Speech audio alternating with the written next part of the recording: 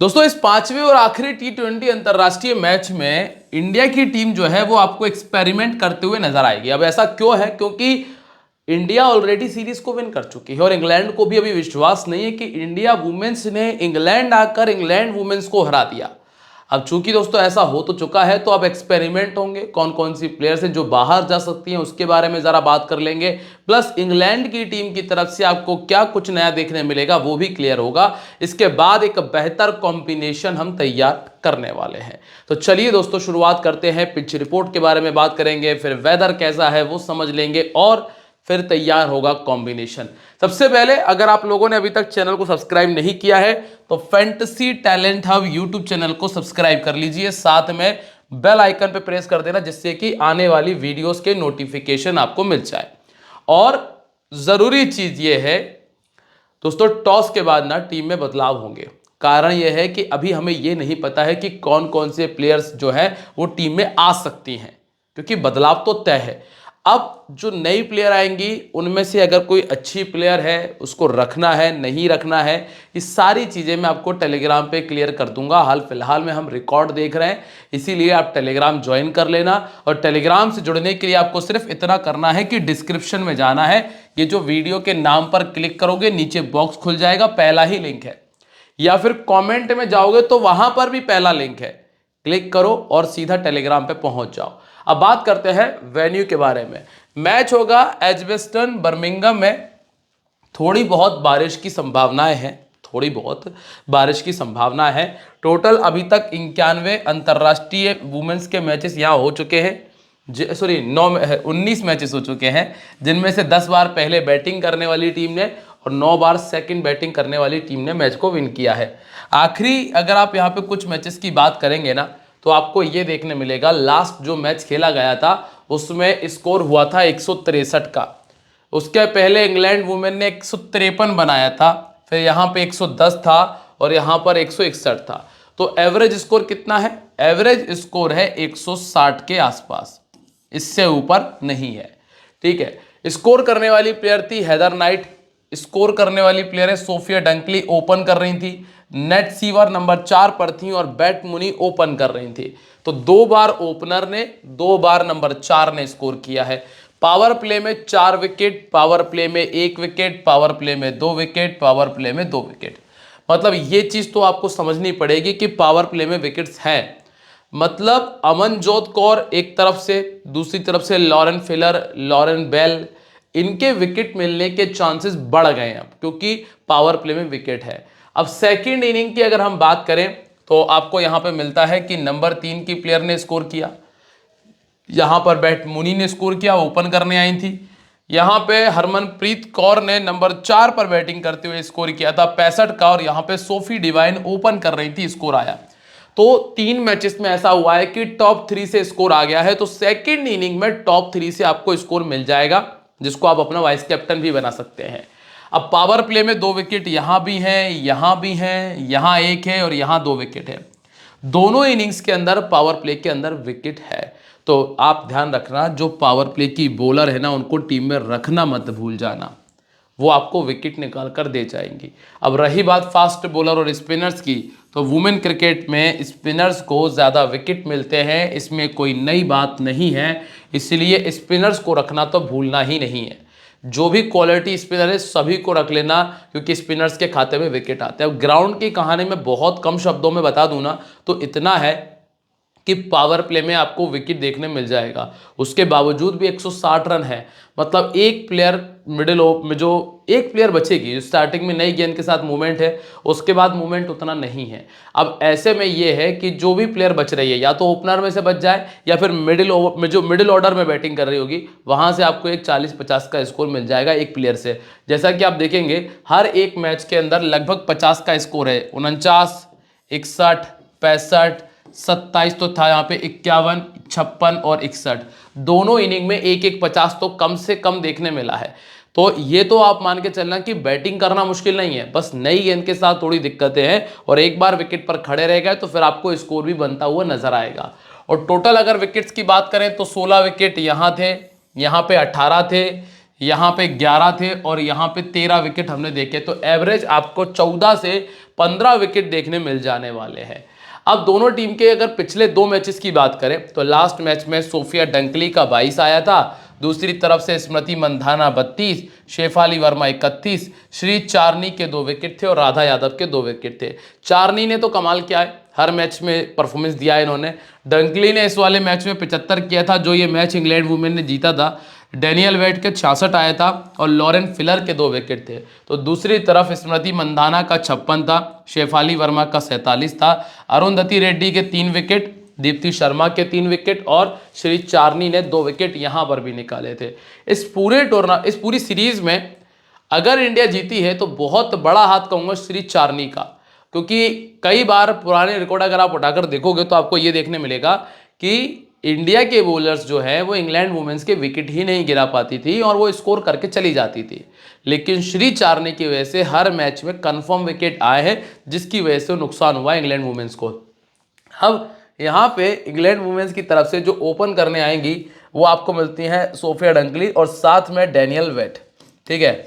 इसके बाद Alice Capsey है नंबर 3 पे, नंबर 4 पे डेबी विमोंट है, एमी जॉन्स आपको नंबर 5 पे नजर आएंगे। इनका स्क्वाड ज़्यादा बड़ा नहीं है तो इनमें ज़्यादा चेंजेस के चांसेस भी नहीं है, इक्का दुक्का चेंजेस कर सकते हैं क्योंकि सीरीज हार चुके हैं। बॉलिंग करते हुए आपको ईस वोंग पावर प्ले में नजर आएंगी। पावर प्ले में देखा जाए तो हर एक बॉलर का इस्तेमाल कर लिया क्योंकि विकेट नहीं आ पा रहे थे पिछले 2 मैचेस में। ईस वोंग और सोफी एक्लस्टन डेथ ओवर में गेंदबाजी करते हुए नजर आएंगे आपको।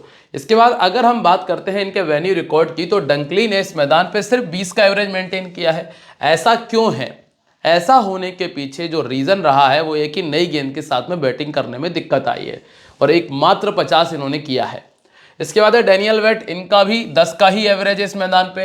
एलिस कैप्सी का 20 का एवरेज है और एमी जॉन्स जो कि मिडिल ओवर्स में बैटिंग करती हैं और थोड़ा नॉट आउट रहने की वजह से 48 का एवरेज है और 7 इनिंग में 191 रन है।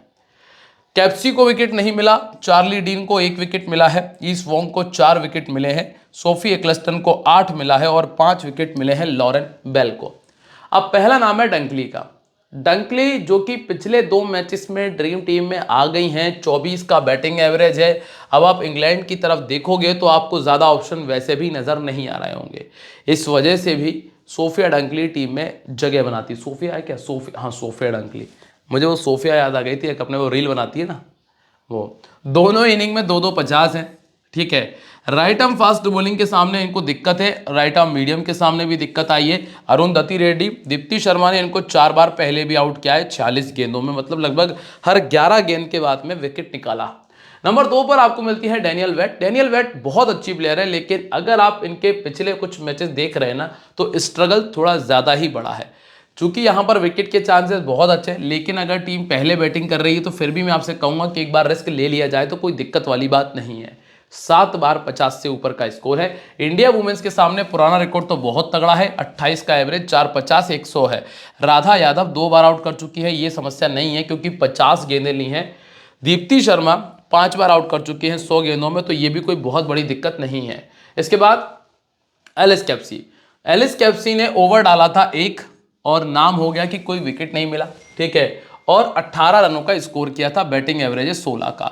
सेकंड बैटिंग करते हुए 250, पहले बैटिंग करते हुए 50 का स्कोर किया है। लेग स्पिन इनको दिक्कत देती है दोस्तों, बैटिंग इनकी अच्छी नहीं है, चल जाती है तो वो आप किस्मत कह सकते हो, क्योंकि 32 इनिंग में अगर कोई प्लेयर आपको 350 बना के दे रहा है तो आप इससे अंदाजा लगा सकते हो कि उनकी बैटिंग कितनी है। हाँ ये है कि आपको छोटे छोटे केमियोस बनाकर दे सकते हैं, जैसे कि 10 में 15 कर दिया, 10 में 25 कर दिया, कभी 15 में 30 कर दिया, तो ये छोटे छोटे केमियोस आपको इनसे मिल सकते हैं।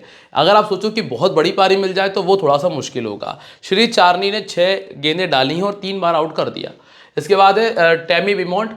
टेमी विमोंट अच्छी प्लेयर है, इनका बैटिंग एवरेज 32 का है, 20 इनिंग में 4 बार 50 से ऊपर का स्कोर है। मतलब आप समझ रहे हैं ना, लगभग हर 5 इनिंग के बाद में एक 50 आता है। स्पेशली सेकंड बैटिंग करते हुए ज़्यादा अच्छा खेलती है, एवरेज है 36 का। इनको रख सकते हो, 33% का सिलेक्शन है, ये आपको फ़ायदा दे सकती हैं। राधा यादव इनको 5 बार आउट कर चुकी है, ऑर्थोडॉक्स बॉलर है, और दीप्ति शर्मा ने भी 5 बार आउट किया है 50 गेंदों में। इसके बाद जो अगला नाम है पीक का है, इस पर आपको ज़्यादा दिमाग नहीं लगाना है, 14 का एवरेज है, ऐसी कोई कुछ खास परफॉर्मेंस रहा नहीं है। एमी जोन्स विकेट कीपर है। अभी दोस्तों मैं आपको क्लियर कट एक बात बता दूं कि अगर इंग्लैंड पहले बैटिंग कर रही है तो एमी जोन्स रख लो, अगर इंग्लैंड सेकंड बैटिंग कर रही है तो आप ऋचा घोष रख लेना, क्योंकि ऋचा घोष की सेकंड इनिंग में बैटिंग आने के चांसेस बहुत कम हो जाते हैं, क्योंकि उनका बैटिंग डाउन 5वें और 6वें नंबर पर रहता है। तो सिर्फ इस वजह से, और कोई अलग से लॉजिक नहीं है, क्योंकि हमें पता है कि अगर इंग्लैंड पहले बैटिंग करेगी तो इनकी बैटिंग 100% आएगी, अगर इंडिया पहले बैटिंग कर रही होगी तो ऋचा घोष की बैटिंग कंफर्म आएगी। सिर्फ इतनी सी बात है, इसीलिए ये तो डिपेंड करेगा टॉस के ऊपर। तो इसके लिए तो आपको मेरे साथ टेलीग्राम पे रहना पड़ेगा, टेलीग्राम पे रहोगे तो वहाँ पे आपको ये चीज़ क्लियर हो जाएगी। राधा यादव ने 2 बार आउट कर दिया 59 गेंदों में। इसके बाद है चार्ली डीन, इन्होंने 39 पारियों में 44 विकेट्स निकाले हैं। राइट आर्म मीडियम और लेग स्पिन इनको दिक्कत देती है। बैटिंग पे भरोसा मत करना, थोड़ी बहुत गेंदबाजी करती हैं, अच्छा कर लेती है। लॉरेन फिलर के पास में 21 इनिंग में 20 विकेट है, पहले बॉलिंग करते हुए 11 विकेट्स इन्होंने निकाले हैं। और इसके बाद है सोफी एक्लस्टन। दोस्तों ये तगड़ी प्लेयर है, पर इसको विकेट नहीं मिल रहे हैं वो एक अलग बात है, पर कमाल की प्लेयर है। 34 इनिंग 54 विकेट्स इनके खाते में। एक टाइम में आपको बता दूंगा ना, इंडिया को खौफ था इस प्लेयर का, कमाल की प्लेयर थी। मतलब जब ये शुरू में खेलने आई थी ना, अभी तो ये 19 मैचेस में ज़्यादा विकेट नहीं हो पाए क्योंकि इस सीरीज में विकेट नहीं है, नहीं तो दोस्तों प्लेयर बहुत तगड़ी है। पहले बॉलिंग करते हुए 18 में 33 है, सेकंड बॉलिंग करते हुए 21 विकेट है। मैंने शायद पिछली वीडियो में भी कहा था कि इन्होंने फिटनेस बिगाड़ ली अपनी, नहीं तो ये प्लेयर बहुत तगड़ी थी। इसके बाद ईस्ट वोंग को आपने देखा होगा WPL में खेलते हुए, बहुत हद तक आपको 1 विकेट निकाल कर दे जाएंगी, तो 1 विकेट के लिए आप इनको ट्राई कर सकते हैं। और अंतिम नाम है लॉरेन बेल का, इसको मत छोड़ना, ये अच्छी प्लेयर है, ये अच्छी और विकेट टेकर बॉलर है, इसको लेके चलना, चाहे अब जो भी स्थिति रहे, लेकिन इसको ले लेना, ठीक है। अब इंडिया वुमेन्स की बात कर रहे हैं हम। इंडिया वुमेन्स में शेफाली वर्मा, स्मृति मंदाना बहुत हद तक खेलेंगी, जेमिमा रॉड्रिग्स भी खेलेंगी, हरमनप्रीत कौर भी खेलेंगी। अंतर जो चेंजेस आएंगे ना, क्या होगा कि स्नेहा राणा की जगह पे किसी और को खिला देंगे, ठीक है, ये चेंज हो सकता है। अरुंधति रेड्डी के स्थान पे किसी और को मौका मिल जाए, ये पॉसिबल है। बाकी जो ये प्लेयर खेल रही है ना, ये सारी खेलेंगी, और ज़्यादा से ज़्यादा जेमिमा रॉड्रिग्स चेंज हो सकती हैं, इसके अलावा ज़्यादा चेंज होता नहीं है। तो 2 से 3 चेंजेस हैं। अब अगर रॉड्रिग्स का बदलाव होता है तो वो ज़रूरी होगा आपको सोचना कि जो नई प्लेयर आ रही है उसे रखें या ना रखें। लेकिन अगर स्नेहा राणा और रेड्डी का चेंजेस होता है तो आपको ज़्यादा दिमाग पे लोड लेने की आवश्यकता पड़ेगी नहीं, क्योंकि इन दोनों का रोल उतना सा ही है, ज़्यादा कुछ रोल है नहीं इनका। मेन रोल किसका है? दीप्ति शर्मा पावर प्ले में आ रही हैं, डेथ ओवर में आ रही हैं। Amanjot Kaur power play death over में आ रही हैं। श्री चारनी पावर प्ले और डेथ ओवर में आ रही हैं। बस इनका सबसे ज़्यादा रोल है और इन्हीं पर आपको फोकस करना रहेगा, ठीक है। वैनी रिकॉर्ड देख ले तो शेफाली वर्मा मात्र 27 का एवरेज है इस मैदान पे, स्मृति मंदाना का 40 का एवरेज है, इन्होंने 2 बार 50 से ऊपर का स्कोर किया। जेमिमा का 5 इनिंग 146 रन 150 है, और हरमनप्रीत कौर का 34 का एवरेज है और 250 है। बॉलिंग में स्नेहा राणा को 7 विकेट मिले हैं, दीप्ति शर्मा को 4 विकेट मिले हैं, और राधा यादव को भी 4 विकेट पहले इस मैदान पर मिल चुके हैं। शेफाली वर्मा, अगर टीम पहले बैटिंग कर रही है तो मत रखो, टीम अगर सेकंड बैटिंग कर रही है तो रख लो, इतनी सी बात है। क्यों है इतनी सी बात? क्योंकि पहले बैटिंग करते हुए ये इनका काम ये नहीं कि बैट रोक कर खेल सके। सामने वाली टीम की बॉलिंग इतनी गंदी भी नहीं है कि बिल्कुल आंख बंद करके बल्ला चला लोगे, तो वो बात है। इस वजह से आप देखेंगे इनका पहले बैटिंग करते हुए मात्र 25 का एवरेज और 150 है। तो अगर टीम पहले बैटिंग कर रही है तो मैं छोड़ दूंगा। सेकंड बैटिंग में चूंकि 40 का एवरेज है इसलिए लेके चलूंगा। इनको ऑफ स्पिन और लेग स्पिन दिक्कत देती है। चार्ली डीन 2 बार आउट कर चुकी हैं, और एक्लस्टन जो है ये इनको 4 बार पहले भी आउट कर चुकी है। इसके बाद है स्मृति मंदाना की क्या स्थिति है? चाहे पहले खेलें चाहे सेकंड इनिंग खेलें, दोनों इनिंग्स में आपके लिए ज़रूरी है, क्योंकि 9-50 किए हैं, दोनों में बराबर है, और 40 का एवरेज है लगभग। एक्लस्टन ने इनको 4 बार पहले भी आउट किया है, जो कि ऑर्थोडॉक्स बॉलर है, और नेट सीवर चूंकि खेल नहीं रही है, नहीं तो इन्होंने भी 3 बार पहले भी आउट किया है। इसके बाद आती है जेमिमा रॉड्रिग्स ने पहले बैटिंग करते हुए 250 किया है और सेकंड बैटिंग करते हुए 35 के एवरेज को मेंटेन किया। हाल फिलहाल में दोनों इनिंग में अच्छी बैटिंग की है। लॉरेन बेल इनको 2 बार पहले भी आउट कर चुकी है, और राइट आर्म मीडियम ने इस सीजन में इनको 3 बार आउट कर दिया है, अभी के लिए है टीम में। इसके बाद है हरमनप्रीत कौर। अगर टीम पहले बैटिंग कर रही है तो फिर हम ऊपर से शेफाली वर्मा को छोड़ेंगे और नीचे हरमनप्रीत कौर पे आ जाएंगे, इतनी सी बात है। हरमनप्रीत कौर हमारी टीम में आ जाएंगी और इनका पहले बैटिंग करते हुए लगभग 31 का एवरेज और 2 बार 50 से ऊपर का स्कोर है। 28% लोगों ने टीम में रखा हुआ है। क्यों ऐसा है? क्योंकि बैटिंग ही करने का मौका नहीं मिल पा रहा। ज़्यादातर मैचेस ऐसे हो रहे हैं कि ऊपर की 2-3 प्लेयर ही मैच को ख़त्म कर दे रही हैं। इसके बाद है ऋचा घोष। ऋचा घोष के बारे में मैंने आपको क्या बताया अभी। अगर आप ये 7-7 8-8 रन के लिए रखना चाहते हो तो रख लेना, लेकिन जो लॉजिकल बात है वो इतनी सी है कि अगर टीम पहले बैटिंग कर रही है तब तो रख लो, क्योंकि बैटिंग आ जाएगी। 250 हम देख चुके हैं, लेकिन सेकंड बैटिंग कर रहे हैं तो बैटिंग आना मुश्किल हो जाएगा, इसीलिए सेकंड बैटिंग में चांसेस कम है। और वैसे मुझे ये लग रहा है कि ये मैच इंग्लैंड निकालेगी, क्योंकि इंडिया की टीम ना एक्सपेरिमेंट में रह जाएगी और इस वजह से भी थोड़ा सा कोशिश यही रहेगा कि ऋचा घोष की बैटिंग आ जाएगी। इसके बाद है अमनजोत कौर। अमनजोत कौर अपने 4 ओवर पूरे डाल रही है, सबसे इंपॉर्टेंट चीज़ है, और चाहे विकेट मिले ना मिले वो एक अलग सिचुएशन है। दूसरी चीज़ ये है कि पावर प्ले में बॉलिंग कर रही है। तीसरी चीज़ ये है कि 1 ओवर डेथ में भी आएगा। और चौथी चीज़ ये है कि दोस्तों बैटिंग भी नंबर 6 पर कर रही है, 6 ही है ना, 7 पे कर रही है, तो बैटिंग के चांसेस भी ठीक ठाक हैं कि भैया अगर टीम कोलैप्स करती है तो बैटिंग भी आ जाएगी, इसलिए अमनजोत कौर आपकी टीम में जगह बना लेंगी। इसके बाद इसके बाद अगला नाम है दीप्ति शर्मा का। दीप्ति शर्मा तो खैर विकेट टेकर बॉलर है, इनको छोड़ना तो वैसे भी मुश्किल ही होता है, क्योंकि आप कोई भी मैच उठाकर देख लेना, कोई सी टीम उठाकर देख लेना, विकेट लेस बहुत कम ही जाती हैं। लगभग 1 विकेट बहुत आराम से निकालती है, 2 विकेट तक गाड़ी चली जाती है। 44 इनिंग में 58 विकेट है। अगर आप एक सेफ वाइस कैप्टन ढूंढते हो ना तो दीप्ति शर्मा वो काम करती भी है, क्योंकि आपको कम से कम ये तो पता है कि हाँ मेरे को 25 पॉइंट तो मिल ही जाने वाले हैं यहाँ से। इसके बाद है स्नेहा राणा। यहाँ पर अभी आपको दिमाग नहीं लगाना क्योंकि ये चेंज हो जाएंगी। इसके बाद अरुंधति रेड्डी है। एक मैच में 3 विकेट आ गए थे इनको, बाकी 36 में 32 विकेट इनके पास है, यहाँ भी आपको परेशान नहीं होना। और अंतिम जो 2 नाम है, एक राधा यादव और एक श्री चारनी का। तो श्री चारनी तो अच्छा कर रही हैं, इनके तो हम WPL से ही गुण गा रहे हैं। अब रही बात राधा यादव की, तो राधा यादव का परफॉर्मेंस जो है वो दोनों इनिंग्स में से पहली इनिंग में ज़्यादा बेटर रहा है सेकंड इनिंग के मुकाबले। तो अगर टीम पहले बॉलिंग कर रही तब तो एक अच्छा ऑप्शन कहूँगा। सेकंड इनिंग में 50-50 चांस कर दूंगा, जैसा इनका सिलेक्शन परसेंटेज है।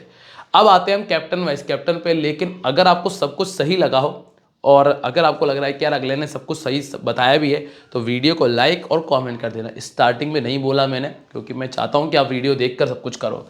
स्मृति मंदाना, दीप्ति शर्मा और श्री चारनी, ये कैप्टन वाइस कैप्टनसी की अच्छी ऑप्शन है। सोफी एक्लस्टन और डैनियल वेट को भी ट्राई किया जा सकता है ग्रैंड लीग के अंदर। अगर नेट सीवर खेलती तो एक अलग ही बात होती। अभी टीम कॉम्बिनेशन में एमी जॉन्स है, स्मृति मंदाना, शेफाली वर्मा, जेमियर रॉड्रिक्स, डंकली ऑब्लिक टेमी बिमोंड करना है इस बार, ठीक है। चाहो तो डंकली पे ही छोड़ने का रिस्क उठाओ, मैं देखूंगा, मैं रिस्क उठाऊंगा ये वाला, अगर आप चाहो तो ले सकते हो। एक्लस्टन, राधा यादव, लॉरेन बेल और एन चारनी के साथ में अमनजोत कौर टीम में शामिल है। वाइस कैप्टन अभी चारनी को ही कर लिया है क्योंकि अच्छा कर रही है। अभी थोड़ा सा टॉस पे भी देखेंगे हम, अगर पहले बॉलिंग करेंगे तो ही ये रिस्क लेंगे, सेकेंड बॉलिंग में ये रिस्क नहीं लेंगे हम, ठीक है। यहाँ तक सब कुछ समझ में आ गया हो, लाइक कमेंट शेयर कर दीजिएगा, सब्सक्राइब कर लेना और ध्यान रखिएगा this game may be habit forming और financially risky, so please play responsibly. मिलते रहेंगे आप लोगों से अपनी अगली वीडियो में, तब तक के लिए दोस्तों बाय, जय हिंद, जय महाकाल।